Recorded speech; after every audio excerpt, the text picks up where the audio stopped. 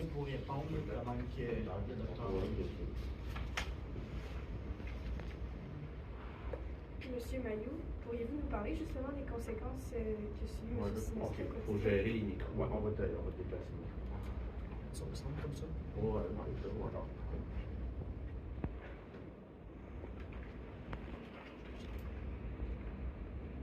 Monsieur Mailloux, rapprochez-vous un petit peu des micros. Parce que vous ne pouvez pas vivre de 8 ans jusqu'à 21 ans dans votre croissance dans un milieu où vous êtes séquestré, torturé et frappé avec un objet que le juge a qualifié d'arme. C'est de l'érable. Et si le pasteur a lui-même, Guillaume, a lui-même reconnu qu'il pouvait blesser un enfant avec ça. Alors, il a été exposé de l'âge de 8 ans jusqu'à 21 ans à des traitements que je ne croyais pas qu'ils pouvaient exister en l'an 2000. Il a été interné chez Guillaume, dans le sous-sol de Guillaume, en 2001. Et les tortures et les sévices ont duré jusqu'à l'âge de 21 ans, lorsqu'il s'est enfui. Et vous n'oserez pas croire le poids à 106 livres. Alors, la misère a été extrême.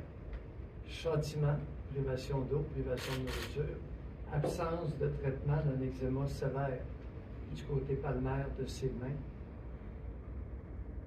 C'était... je ne croyais pas que ça pouvait exister. Et dans son cas, on a un procès qui a duré 81 jours, où beaucoup de monde ont témoigné, avec beaucoup de témoins. Alors, pour répondre à ta question, les dommages sont en proportion du temps et de l'âge temps. Lorsqu'il mentionne qu'il a essayé de travailler, mais il ne prévoit pas être capable, parce que au quotidien, il revit ce qu'il a toujours vécu pendant aussi longtemps. Alors, le handicap est là. Il ne pourra pas avoir une vie décente. Josh, ça a été très long, le procès. On peut dire, ouais, ça se retassé dans les minutes. Pendant des années, de te plongé là-dedans, quelle énergie te reste pour te battre encore pour ça? C'est un peu... Justement, on se demande comment tu fais pour continuer de te battre comme ça. Parle-nous un peu de ton niveau d'énergie, ton niveau de vouloir te rendre jusqu'au bout. C'est sûr qu'il faut dire qu'avoir vécu tout ce que j'ai vécu pendant 13 ans, c'est hors du commun, puis ça amène une personne à développer une très grande résilience, une détermination. Si j'ai survécu à tout ça, c'est parce que j'avais une force quelque part qui faisait que je me réfugiais dans un autre monde, puis dans ma tête, un jour, ça allait terminer.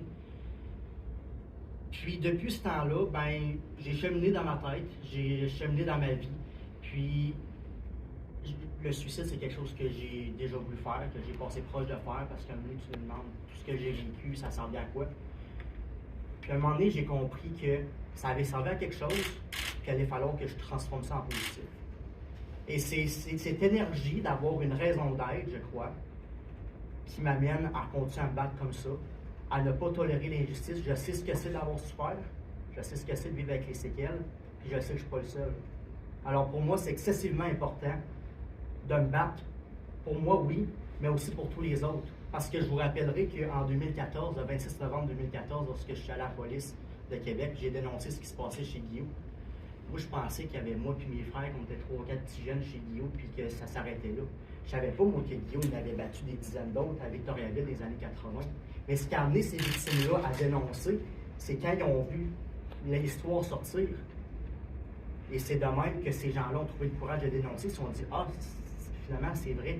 Parce que dans ce monde-là religieux, on se faisait dire que c'était de notre faute si on était frappés, qu'on était des monstres, qu'on était des mauvais enfants et tout ça, puis qu'on méritait ce qui nous arrivait. Fait que, le simple fait de dire ce que j'ai fait et ce que je fais encore, ça aide les victimes et de surcroît, ça peut aider à faire évoluer la société, ben, je vais continuer à me battre. Puis je vais amener ce combat-là à terme. Après ça, je me reposerai, mais en attendant, il faut que je l'amène, puis pour moi, c'est très important de le faire. Si je peux me permettre, la question est vraiment intéressante. Parce que tu as demandé, tu as replongé là-dedans. Josh n'est jamais sorti de chez lui. Il ne se replonge pas. Il est encore mentalement presque dans le sous-sol de Guillaume. Alors, il a de l'énergie par rapport à ça, et dès qu'il s'adonne à une tâche même minuscule, anodine, il tombe comme une roche. C'est vraiment spécial dans son cas. Alors, il ne se replonge pas. Il continue d'être, et le fait d'aider les autres, probablement que c'est une voie qui pourra l'aider à sortir graduellement.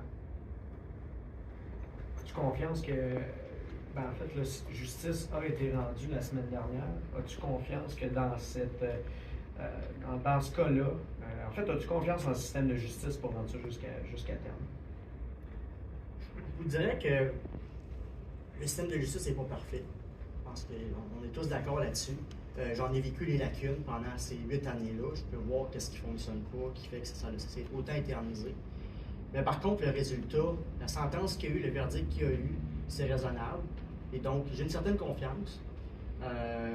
Mais je crois surtout que, par exemple, dans la demande d'introduction d'instance que je dépose aujourd'hui, le gros du travail, c'est à moi de le faire, c'est à nous de le faire pour avoir un dossier solide, puis on l'a atteint, ce niveau-là. Donc, je suis confiant du résultat, presque à 100%, parce qu'on a travaillé très fort, parce qu'on a un dossier excessivement solide. On est backé par toute la preuve imaginable. Ouais, je suis confiant dans ces circonstances.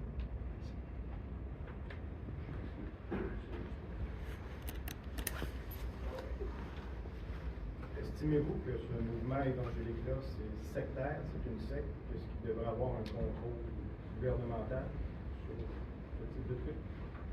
C'est une excellente question. Je ne suis pas un expert dans les sectes pour les qualifier de telles ou que ce ne serait pas ça.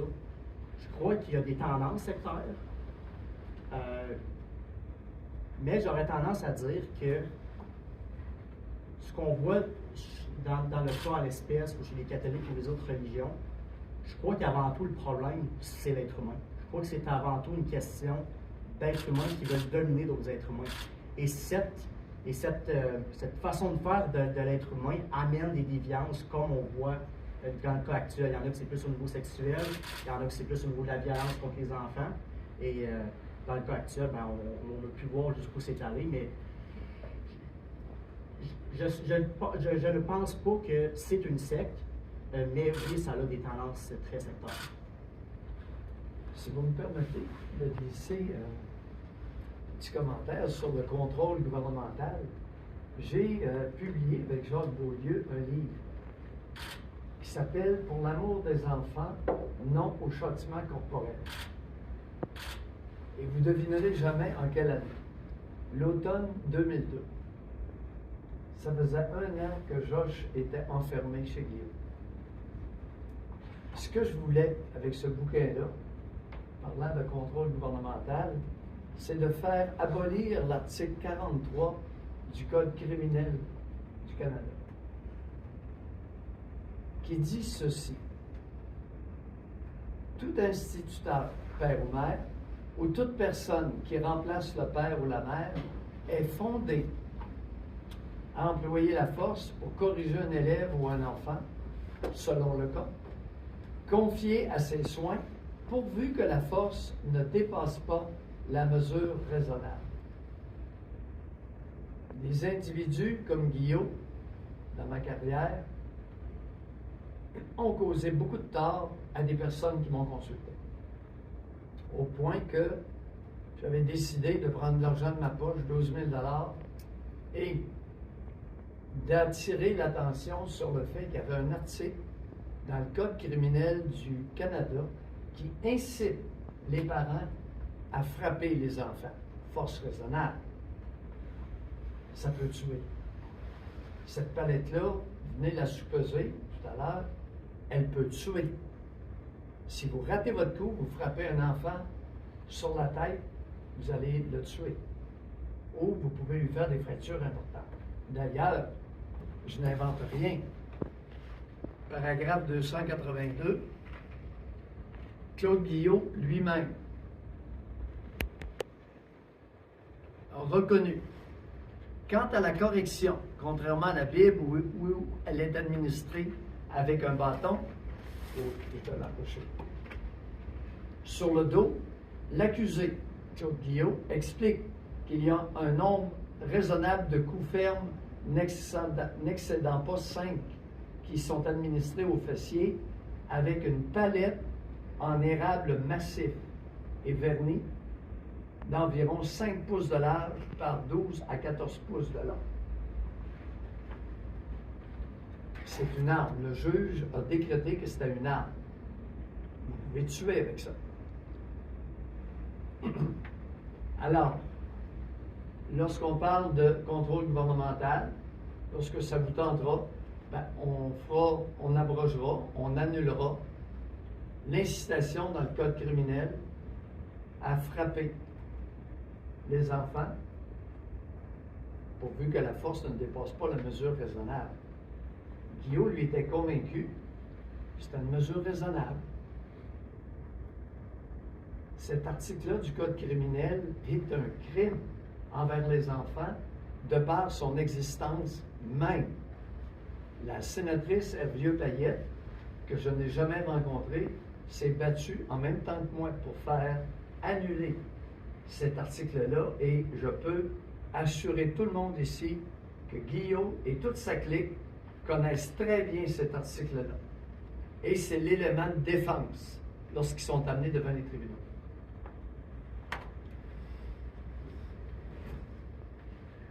On peut peut-être en parler un peu de cet article-là, parce qu'en parallèle, il y a un mouvement, là, si je ne me trompe pas, dont tu fais partie, là, des victimes de Claude Guillot, qui, c'est ça, qui veulent faire enlever ça. J'étais pas au courant. Ah, vous n'étiez pas au courant, OK. Non. Ma prochaine question, c'était, est-ce que le Dr Mailloux faisait partie, vous aidait là-dedans? Mais ce que je comprends, c'est que non. Ben, de la même façon que j'ai appris tantôt, avant que ça commence, que Dr Mailloux avait écrit un livre par rapport au châtiment corporel, que j'ai appris peut-être en même temps que vous, qu'il avait adressé l'article 43 du Code criminel. On ne s'est pas parlé d'aucune façon. C'est quelque chose qui se fait complètement à part, ou c'est quelque chose qu'on parle les victimes depuis plusieurs mois, quand on a découvert ça, que c'était absolument abject comme article qui viole complètement la Charte des droits et libertés. Donc c'est assez cocasse d'avoir... on n'est pas les seuls, puis on sait que ça fait au moins une bonne 60aine d'années qu'il y a des gens qui militent, des organisations qui militent pour faire enlever cet article-là. C'est tellement un article subjectif, là, comme le doc l'a dit. N'importe qui de mal intentionné peut utiliser cet article-là à sa façon. Et comme il l'a si bien dit, et c'est exactement ce qui est arrivé, Claude Guillot, dans sa défense, il a évidemment invoqué l'article 43 du Code criminel pour essayer de se défendre. C'est complètement ridicule et dégueulasse que des abuseurs aient un loophole dans la loi pour se permettre de commettre les crimes qu'ils commettent, puis qu'on voyait aujourd'hui un gars comme moi, que sa vie a été scrappée, entre autres avec ça. Là.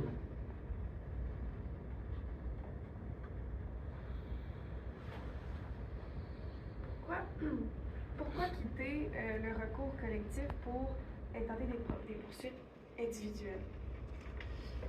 Bonne question. Comme j'ai dit dans ma déclaration,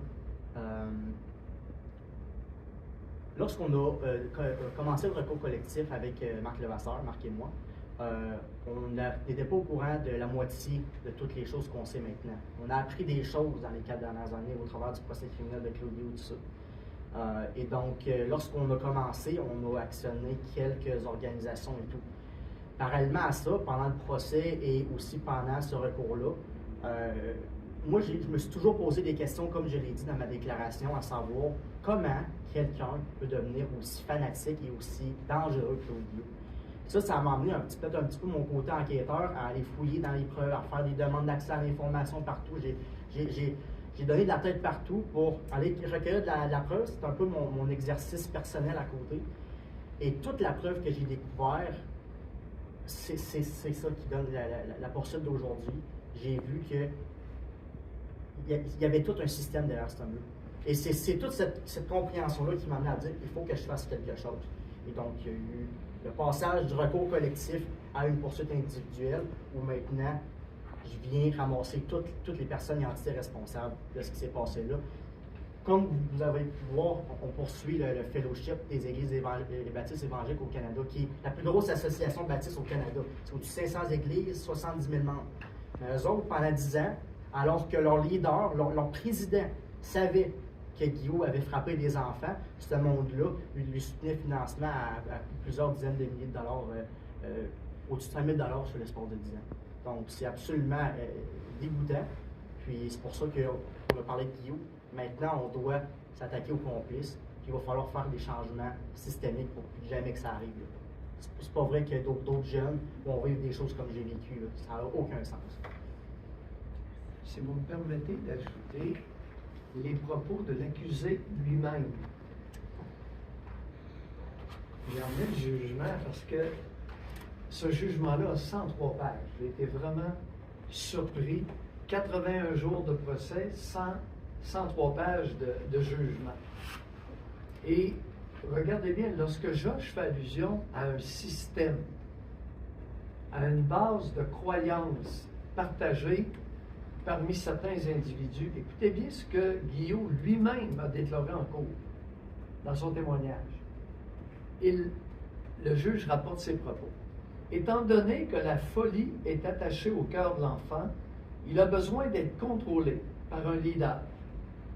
Aussi, l'enfant a une propension vers ce qui est mal, le mensonge et l'hypocrisie. Il faut lui apprendre ce qui est bien et le contrôler.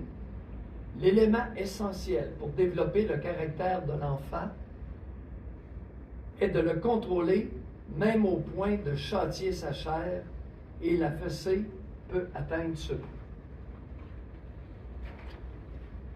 Ça, c'est une croyance systémique parmi les adeptes sectaires de ce groupe-là. Si on comprend bien, en fait, vous souhaitiez juste aller plus loin que ce que prévoyait le recours collectif. Vous n'avez pas réussi à les convaincre de partir sur la même voie que vous, aussi loin que vous, en fait. Honnêtement, c'est plus compliqué que ça. La justice, comme vous savez, c'est très compliqué, c'est très long, c'est très laborieux. On est rendu en 2022, ça fait 4 ans que ce recours collectif-là a commencé. Puis ça a pris 4 ans pour simplement avoir une autorisation pour exercer l'action collective. Toute action en justice peut être modifiée en cours de route, sauf que de faire ça, ça leur permet de l'autre côté, du côté des défendeurs, de retirer ça pendant encore des années. Donc, je crois que je ne suis plus dans le recours collectif, donc je ne me prononcerai pas trop, mais je crois que la décision, l'idée générale derrière ça, c'était de dire, on a commencé quelque chose, ça a été autorisé. Si on se met à aller chercher tout le monde, on n'en finira plus jamais. Là. Et de toute façon, cette décision-là était personnelle à moi. Et c'est pour ça que, comme j'ai dit, je suis toujours très solidaire avec les autres victimes. On est très proches les uns des autres. Mais je crois que j'avais un devoir, individuellement, avec le dossier que j'ai, parce qu'on s'entend, je suis probablement une des victimes de Guillaume qui a vécu le plus de choses. J'ai un dossier très étoffé. J'ai été expertisé par plusieurs experts. Donc, avec le dossier que j'avais tous les outils nécessaires pour aller au fond des choses, puis c'est ce que j'ai fait. Avez-vous eu des réactions de ces membres de ce recours collectif-là au dépôt de votre recours? Comme je viens de dire, je suis très proche des victimes et tout ça, donc on se parle régulièrement, puis c'est sûr qu'il y a une grande solidarité avec moi par rapport à ça. Là.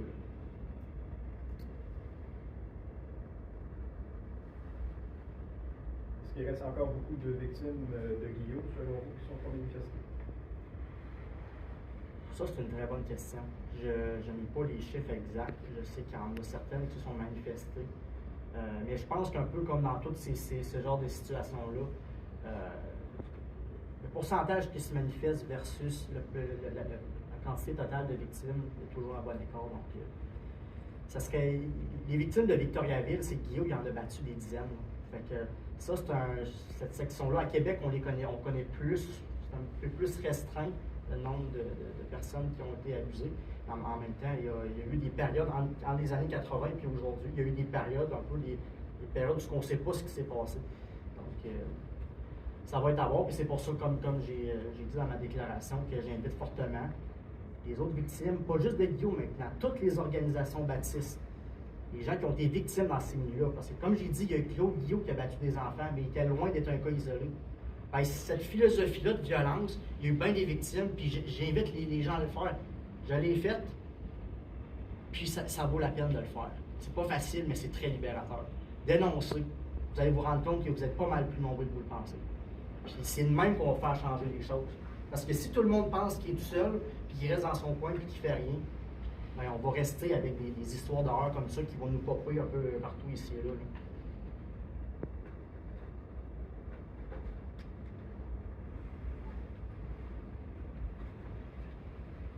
Ça peut nous montrer, juste visuellement, c'est des questions sur fini, nous montrer l'objet que tu parlais tantôt. Vous voulez que je la tienne? Oui, c'est ça.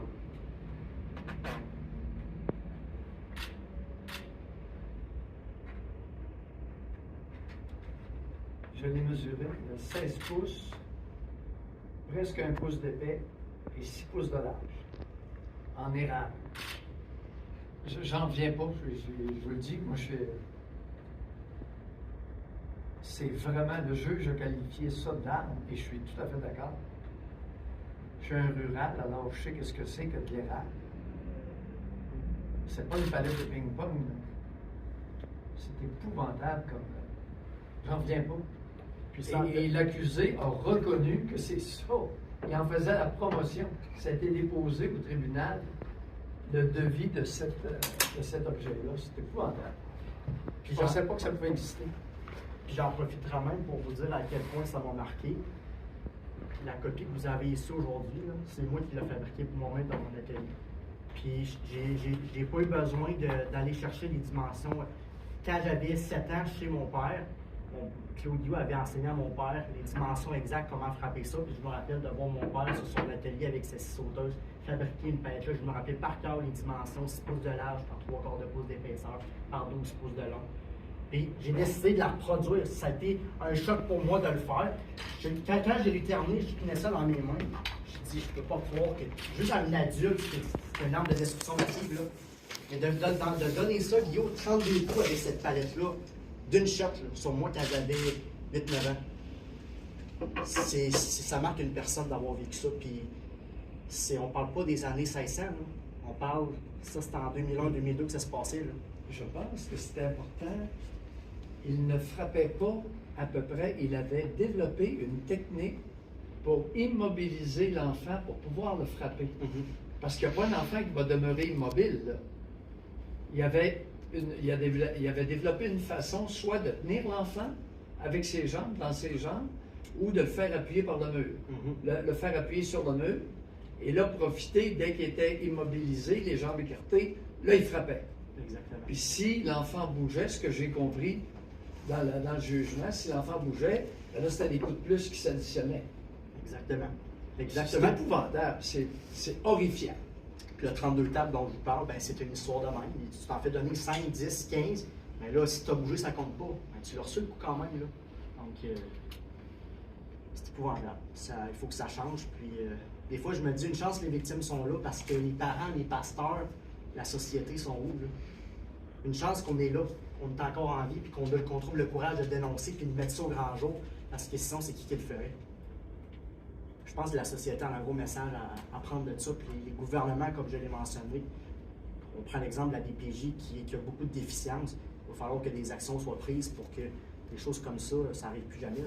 Parce que la DPJ, ils ont eu genre 5-6 signalements nous concernant chez Guillaume, là. Avant même que je sois né en 92, 2001, début des années 2002, 2003, 2004, 2005, 2013, 2014, il n'y a rien qui a été fait. C'est un autre dossier, mais ça donne une idée.